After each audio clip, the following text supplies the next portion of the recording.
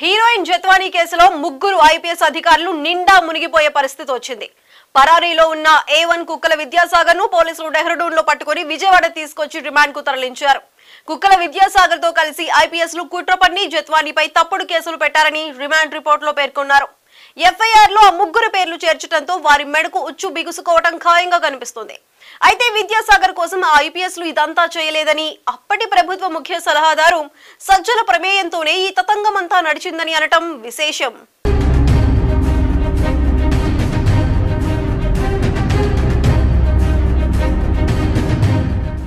ముంబై సినీ నటి కాందంబరి జత్వానీ కేసులో కీలక ఘట్టం నమోదైంది. ఈ కేసులో ప్రధాన నిందితుడు కుక్కల విద్యాసాగర్ ను డెహ్రాడూన్ నుంచి రైల్వే అర్ధరాత్రి తీసుకొచ్చిన పోలీసులు ఇబ్రహీంపట్నం పోలీస్ స్టేషన్ కు తీసుకెళ్లారు. అక్కడి నుంచి విజయవాడ ప్రభుత్వ ఆసుపత్రికి తరలించి వైద్య పరీక్షల తర్వాత న్యాయమూర్తి ఎదుట హాజరుపరిచారు. ఈ క్రమంలోనే పోలీసులు రిమాండ్ రిపోర్ట్ ని కోర్టుకు సమర్పించారు. ఆ రిపోర్టులో సీనియర్ ఐపీఎస్ అధికారులు పి సీతారామాంజనేయులు, కాంతి రాణా ఠాటా, విశాల్ గున్నిని నిందితులుగా చేర్చారు. వారితో పాటు అప్పట్లో విజయవాడ వెస్ట్ జోన్ ఏసీపీగా పనిచేసిన హనుమంతరావు, ఇబ్రహీంపట్నం సీఐగా ఉన్న సత్యనారాయణ కూడా నిందితులుగా చేర్చారు. విద్యాసాగర్ తో అధికారులు కుమ్మక్కైనట్లు రిమాండ్ రిపోర్టులో పేర్కొన్నారు. మరోవైపు రాష్ట్ర ప్రభుత్వం ఇప్పటికే ఈ ఐదుగురిని సస్పెండ్ చేసిన విషయం తెలిసిందే. అయితే ఎఫ్ఐఆర్ లో ఇంకా సీతారామాంజనేయులు, కాంతి రాణా ఠాటా, విశాల్ గున్ని పేర్లు చేర్చలేదు. నేడో రేపో ఆ ముగ్గురి పేర్లు ఎఫ్ఐఆర్ లో చేర్చి అరెస్టులు చేసే అవకాశం ఉందని తెలుస్తోంది.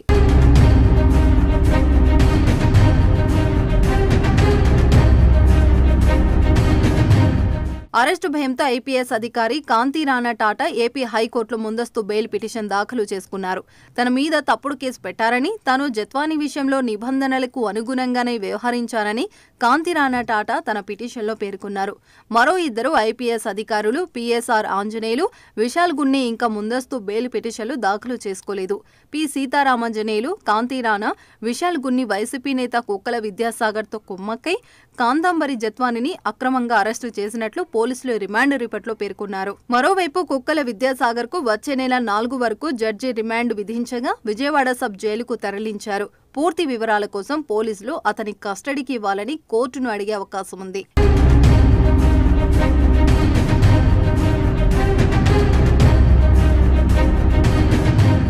ఈ కేసులో నాన్ బెయిలబుల్ సెక్షన్లు ఉన్న నేపథ్యంలో ముగ్గురు ఐపీఎస్ అధికారులకు ఇబ్బందులు ఎదురయ్యే అవకాశం కనిపిస్తుంది. ముంబైకి చెందిన కాందంబరి జత్వానీని గత ఫిబ్రవరిలో పోలీసులు అరెస్టు చేశారు. ఓ హీరోయిన్ అరెస్టు చేసి తీసుకువచ్చిన ఎవరికీ తెలియలేదు. అత్యంత రహస్యంగా అరెస్టు చేసి తీసుకువచ్చారు. దాదాపు నెలన్నర పాటు ఆమెను రిమాండ్లో ఉంచారు. ఈలోపు ముంబైలో ఆమె పారిశ్రామికవేత్త జిందాల్ మీద పెట్టిన కేసులో పోలీసుల ఎదుట హాజరు కాలేకపోవడంతో ఆ కేసును కొట్టివేశారు. ఇందుకోసమే ఆమెను అరెస్టు చేశారని, జిందాల్ను రక్షించడం కోసం ఇదంతా చేశారని జత్వానీ ఆరోపిస్తున్నారు. తనను అక్రమ కేసులో అరెస్టు చేసి వేధించారని పోలీసులకు ఫిర్యాదు చేశారు. ఆమె ఫిర్యాదు మేరకు కేసు నమోదైంది.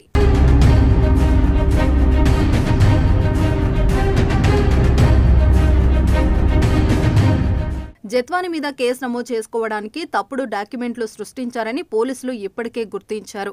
తనకు తప్పుడు పత్రాలతో భూమి అమ్మారని కుక్కల విద్యాసాగర్ అప్పట్లో చేసిన ఫిర్యాదు మేరకు ఆమెను పోలీసులు అరెస్టు చేశారు. అయితే అసలు జత్వానీ ఎవరికి భూమి అమ్మకానికి పెట్టలేదని, ఎవరికి ఆమె డబ్బులు ఇవ్వలేదని తాజా విచారణలో తేలింది. ఆమె మీద కుక్కల విద్యాసాగర్ చేసిన పేర్కొన్న వ్యక్తులే ఈ విషయాన్ని విచారణదారులకు చెప్పారు. తాము జత్వానీతో ఎలాంటి పరిచయము లేదని, ఆమె స్థలం అమ్ముజూపలేదని స్పష్టం చేశారు. ఇలా జత్వానీ మీద తప్పుడు కేసు పెట్టడం కోసమే అందరూ కలిసి ఓ ముఠాగా ఏర్పడి వేధించారని తేలడంతో కేసులు పెట్టారు. అయితే జత్వానీ లాంటి సెలబ్రిటీ మీద విద్యాసాగర్ కు కేసు పెట్టడం, దానికి ఐపీఎస్లు సహకరించడం వెనుక అప్పటి ప్రభుత్వంలో కీలకంగా వ్యవహరించిన సలహాదారు సజ్జల రామకృష్ణారెడ్డి పేరు ఇప్పుడు తెరమీదకు వచ్చింది. ముంబై పారిశ్రామికవేత్త జిందాల్ కోసం జగన్ ఆదేశాల మేరకే సజ్జల కాందంబరి విషయంలో చక్రం తిప్పారన్న ఆరోపణలు వెల్లవెత్తుతున్నాయి. ఈ కేసులో సమగ్ర విచారణ పూర్తయితే ముగ్గురు ఐపీఎస్లతో పాటు సజ్జలకు కూడా శిక్ష పడే అవకాశం ఉంటుందన్నారు.